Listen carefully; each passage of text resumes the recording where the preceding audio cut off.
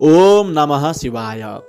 श्रीस्वस्थानी व्रतकथा सुन्नको लागि उपस्थित हुनुभएका हजुरहरू सम्पूर्णलाई भगवती श्रीस्वस्थानी देवीको कृपा आशीर्वाद प्राप्त होस् र तपाईँका उद्देश्य मनोकामनाहरू पूर्ण हुन्। आज श्रीस्वस्थानी व्रतकथाको 24औं दिन रहेको छ। हामीले व्रतकथाको चतुर्विंशो अध्याय आज श्रवण गर्नेछौँ। सबैले कथा श्रवण गर्दा शुद्ध स्थानमा बसेर सम्भव भए फूल अक्षता लिएर अथवा असम्भव भए जस्तोसुकै अवस्थामा भए पनि श्रद्धाले कथा श्रवण गर्नुहोला। आउनुहोस् श्रीस्वस्थानी व्रतकथाको प्रारम्भ प्रार्थनाबाट गरौँ। ओम यं ब्रह्मा वरुणेन्द्र रुद्रमरुतस्तुन्वन्ति दिव्यस्तवैर्वेदैः साङ्गपदक्रमोपनिषदैर्गायन्ति यं सामगा ध्यानावस्थिततद्गतेन मनसा पश्यन्ति यं योगिनो यस्यां तं न विदुषुरासुरगणा देवाय तस्मै नमः। श्रीमच्चन्दनचर्चितोज्ज्वलवपुः शुक्लाम्बरा मल्लिका मालालङ्कृतकुण्डला प्रविलसन्मुक्तावली शोभिता सर्वज्ञाननिदानपुस्तकधरा रुद्राक्षमालाकरा वाग्देवी वदनां तुजे वसतु मे त्रैलोक्यमाता चिरम्। मूकं करोति वाचालं पङ्गुं लङ्घयते गिरिं यत्कृपातमहं वन्दे परमानन्दमाधवं। नमो भगवते तस्मै व्यासायामित तेजसे यस्य प्रसादाद् वक्ष्यामि नारायणकथामिमां। नारायणं नमस्कृत्य नरं चैव नरोत्तमं देवीं सरस्वतीं व्यासं ततो जयमुदीरयेत्। अथ चतुर्विंशो अध्याय नवराज ब्राह्मण निमन्त्रण उपाख्यान। कुमारजी आज्ञा गर्नुहुन्छ हे अगस्त्य मुनि। त्यसपछि लावण्य देशमा मन्त्रीहरूले हात्तीलाई सुनको कलश र फूलको माला दिई राजा रोज्न लगाइराखेका थिए। लोकहरू अनेक वस्त्र अलङ्कार पहिरी राजा होइ जान्छु कि भनी हात्तीको नगिज गएर अघि पछि हिँड्न लागे।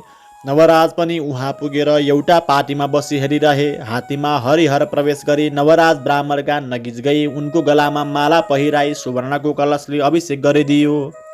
त्यो देखेर प्रजाहरू भन्न लागे, हे लोक हो, यो हात्ती बहुलायो। के यस देशमा कुनै क्षत्रिय छैनन् र ब्राह्मणलाई अभिषेक गर्यो? कसैले प्रतिवाद गरे, यो हात्ती बहुलाएको होइन, तिमीहरू नै पागल भयो। मुखले नबोल्ने पनि हात्ती देवता हो। ब्राह्मण क्षत्रिय वैश्य शूद्र जो भए पनि उसको तपस्या र भाग्यले राजा भयो।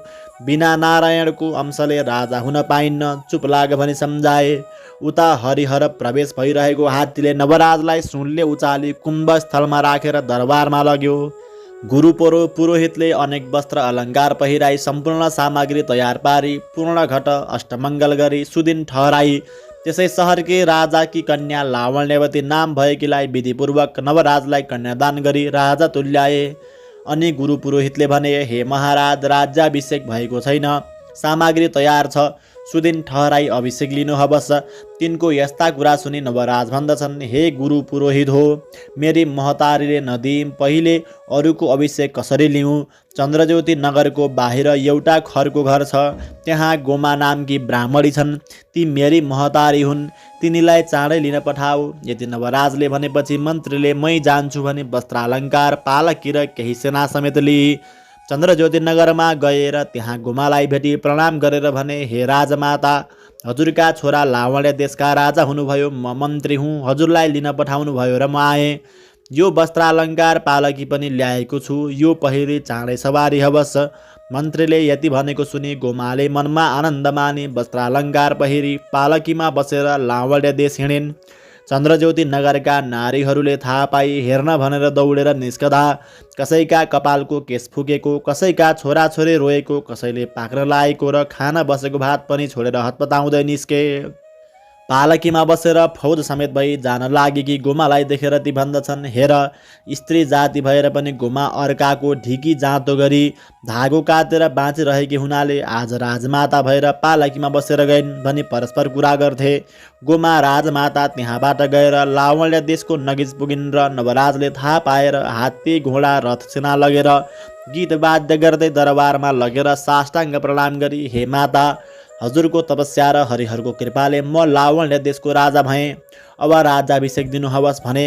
यति नवराजले भनेपछि सुदिन ठहराई सुनको सिंहासनमा बसालेर नवराज राजा र लावण्यवती रानीलाई विधिपूर्वक राज्याभिषेक दिइन्। राज्याभिषेक भइसकेपछि गुरु पुरोहित र ब्राह्मणहरूलाई भोजन गराई दक्षिणादि विदा गरे। अनि हात्ती घोडा रथ पैदल सेना तयार पारी गीत वाद्य गर्दै दरबार जाँदा भए। फेरि कुमारजी आज्ञा गर्नुहुन्छ हे अगस्त्य मुनि। त्यसपछि एक दिन नवराजले आफ्नी माता गुमासित भने, हे माता, श्री स्वस्थानी परमेश्वरीका कृपाले हामी आजको यो स्थितिमा प्राप्त भयौँ। अब हाम्रो राज्यमा भए जति समस्त ब्राह्मणहरू डाकेर भोजन दक्षिणा देऊ। यस जन्ममा दान धर्म गर्न सके अर्को जन्ममा प्राप्त हुनेछ। यति नवराजले भनेको सुनि हे पुत्र, यो असल कुरा भन्यौ। धर्म कार्यमा तिम्रो मन सदैव लागिरहोस्। यति भनी मन्त्रीलाई अराई सामग्री तयार पार्न लगाई ब्राह्मणहरूलाई महिना मिति तोकी 1 वर्ष निमन्त्रणा पठाउँदा चन्द्रज्योति नगरका 13 मित्रहरूलाई पनि निम्ता पठाउनु र तेरी पत्नी चन्द्रावतीलाई पनि लिन पठाउनु। यति गोमाले भनेको सुनि नवराजले तत्काल मन्त्रीलाई डाकी भने, हे मन्त्री, हाम्रो राज्यमा भए जति समस्त ब्राह्मणलाई भोजन गराउँछु। सामग्री तयार पार्न लगाऊ र निमन्त्रणा पनि पठाऊ। चन्द्रज्योति नगरमा मेरा साथीहरू छन्, उनलाई पनि डाक्न पठाऊ। फेरि वरुणपुरमा अग्निस्वामीकी पुत्री चन्द्रावती मेरी पत्नी हो, उसलाई पनि लिन पठाऊ। मेरा सासु ससुरालाई पनि तिम्रा ज्वाइँ राजा भए आजको महिना दिनभित्रैमा आइपुग्नु भनेर डाक्न पठाऊ। राजाको आज्ञा अनुसार मन्त्रीले लावण्य देशका समस्त ब्राह्मणहरूलाई आज्ञा अनुसार निम्ता पठाउन लगाए। सामग्री पनि तत्काल तयार पार्न लगाए। चन्द्रज्योति नगरमा नवराजका साथीहरूलाई डाक्न पठाए। चन्द्रावतीलाई लिन डोलीहरू डाकी सबै कुरा बुझाए तत्काल पठाए। वरुणपुर पुगेर डोलीहरू अग्निस्वामीको घर कुन हो भनी सोधेर कसैले ऊ त्यही हो भनी देखाइदिए। तब घरको आँगनमा गएर बोलाए। अनि चन्द्रावतीले सुनेर झ्यालबाट हेरी को हौ, कहाँबाट आएका भनी सोधिन्। अनि डोलीहरूले भने, हामी नवराज राजाले पठाएर लावण्य देशबाट आएका हौँ। चन्द्रावतीले फेरि सोधिन्, हे डोले हो, नवराज राजा भनी आश्चर्यको कुरा गर्यौ। नवराज कसरी राजा भए त्यो सबै वृत्तान्त सुनाऊ। अनि डोलेहरूले फेरि भने, लावण्य देशमा राजा नहुनाले हात्तीलाई राजा रोज्न लगाएका थिए। नवराजलाई देखेर हात्तीले सुनको कलशले अभिषेक गरी राजा तुल्यायो। चन्द्रावती रानी कहाँ छिन्, खबर गरिदेऊ, चाँडै नगए राजा रिसाउने छन्। यति डोलेहरूको कुरा सुने मनमा आनन्द मान्दै चन्द्रावती नामकी उनकी पत्नी मनै हुँ भनिन्। तब डोलेहरूले प्रणाम गरेर भने, हे महारानी, चाँडै जाउँ, ढिलो नगर्नुहोस्। हजुरका माता पितालाई पनि आजको महिना दिनभित्रैमा आइपुग्ने गरी निम्ता पठाएको छ। हामीले चिनेका छैनौँ, हजुरले नै भनिदिनु पर्यो। यति सुन्नासाथ माथि गएर आफ्ना मातापितालाई नवराज राजा भएको र आफूलाई लिन आएको सबै कुरा सुनाइन्। फेरि हजुरहरूलाई पनि आजको महिना दिनभित्रै आइपुग्नु भनी निम्ता पठाएको रहेछ। अब आज्ञा दिए म छिटै जाने थिएँ भनिन्। यति छोरीको कुरा सुने अग्निस्वामी प्रसन्न भएर, धन्य मेरा ज्वाइँ नवराज, मेरी पुत्री पनि धन्य रहिछ। अब रानी भई भनेर नाना वस्त्र अलङ्कार पहिराई, हे पुत्री, तैँले जन्म लिएको सफल भयो। अब विलम्ब बना गरेर छिटै जा भनी बिदा दिए। तब माता पितालाई प्रणाम गरी आफ्ना साथी सङ्गिनी र छिमेकीहरूसित पनि बिदा भई लावण्य देश जान भनेर हिँडिन्। अनि लोकहरू परस्पर कुरा गर्न लागे, हेर चन्द्रावतीले सासूलाई छाडेर माइत बसेकी थिए, यस्ती अपराधिनी पनि आज रानी भई भनी चर्चा गर्न लागे। चन्द्रावती त्यहाँबाट भएर गएर एउटा ठुलो वनमा पुगिन्। कस्तो वन भने मृग आदि पशुहरू स्त्री पुरुष भई शीतल स्थानमा विश्राम गरिरहेका, कहीँ राजहंस आदि पक्षीहरू सरोवरमा खेलिरहेका, गुराँस पलास आदि वृक्षका पुष्पले शोभायमान एवं सुमधुर, भ्रमर कोकिल मयूर आदिका शब्दले गुन्जायमान यस्तो वनमा पुग्दा परैबाट कोही अप्सराहरूले श्री स्वस्थानी परमेश्वरीको व्रत गरिरहेको देखेर डोलेहरूले, हे महारानी, हामीलाई भोक लाग्यो, त्यहाँ पर केही पाए खाएर आउँछौ, हजुर एकछिन यहीँ विश्राम गर्नुहोस् भनेर प्रधानीले डोली अड्याई चन्द्रावतीलाई त्यहीँ छाडेर त्यो पर के रहेछ भनी हेर्न गएर अप्सराहरूका नजिक पुगेर, तिमीहरू को हौ, कहाँबाट आयौ, कुन देवताको पूजा गरेको भनी सोधे। यति डोलेहरूले सोधेपछि अप्सराहरू भन्दछन्, हे मनुष्य हो, यी श्री स्वस्थानी परमेश्वरी हुन्, यिनीको पूजा गरेका हौँ, हामी स्वर्गका अप्सरा हौँ भने। तिनका त्यस्ता कुरा सुनेर यो व्रत हामीहरूले पनि गर्न हुन्छ कि भनी सोधे त अप्सराहरूले हुन्छ भनेपछि भारवाहकहरूले मनमा हर्ष माने, हामीसित सामग्री पनि केही छैन, हजुरहरूको संसर्गमा पूजा गराउनु हवस् भने। तब अप्सराहरूले आफ्ना संसर्गमा पूजा गराए, अर्काको भारी बोकेर ज्याला पाएको द्रव्य भेटी चढाए। पूजा सकेर प्रसाद झिकेर अप्सराहरूले ढोलेहरूलाई भने, हे मनुष्य हो, जसले श्री स्वस्थानी परमेश्वरीको व्रत गर्ला, कथा सुन्ला वा उनको महिमाको पुस्तक घरमा राख्ला, त्यसका समस्त पाप र दुःख दरिद्रता शोक नाश भएर जाला र देह त्यागेपछि दिव्य देह पाई कैलाशमा बस्न जाला। बाटो लागेका तिमीहरूले अत्यन्त श्रद्धा भक्तिसाथ व्रत गर्यौ, धन्य रहेछौ भनी अप्सराहरू स्वर्ग गएपछि ढोलेहरू फर्केर आई चन्द्रावती महारानी भएको स्थानमा हाजिर हुँदा भए। इति श्री स्कन्दपुराणे केदारखण्डे माघ महात्म्ये कुमारगस्त्य संवादे श्री स्वस्थानी परमेश्वर्या व्रतकथायां नवराज ब्राह्मण निमन्त्रणा नाम 24 अध्यायः। कथा सुन्ने सबै श्रोताहरूले कथा सुनिसकेपछि अक्षता फूल लिएर हात जोड्नुहोला।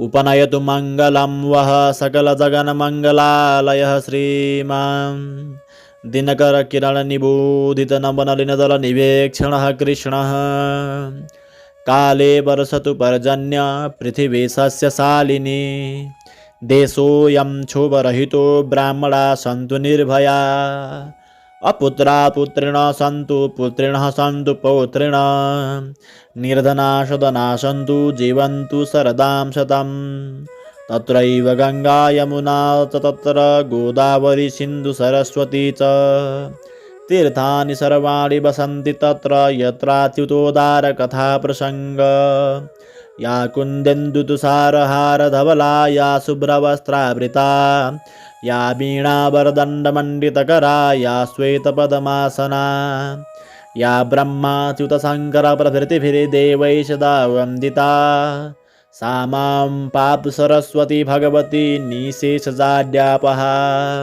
कायेन वाचा मनसेन्द्रियैर्वा बुद्ध्यात्मना वा प्रकृति स्वभावात् करोमि यद्यत् सकलं परस्मै नारायणायेति समर्पये तत् श्री स्वस्थानी देव्यार्पणमस्तु।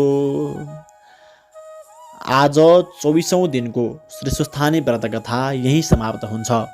भोलि फेरि यसै समयमा श्री स्वस्थानी व्रतकथाको 25औं अध्याय लिएर म ज्योतिषाचार्य श्रीधर गैरे उपस्थित हुनेछु। तपाईहरूले पनि कथा श्रवण गरेर लाभ लिनुहुनेछ भन्ने मैले विश्वास लिएको छु।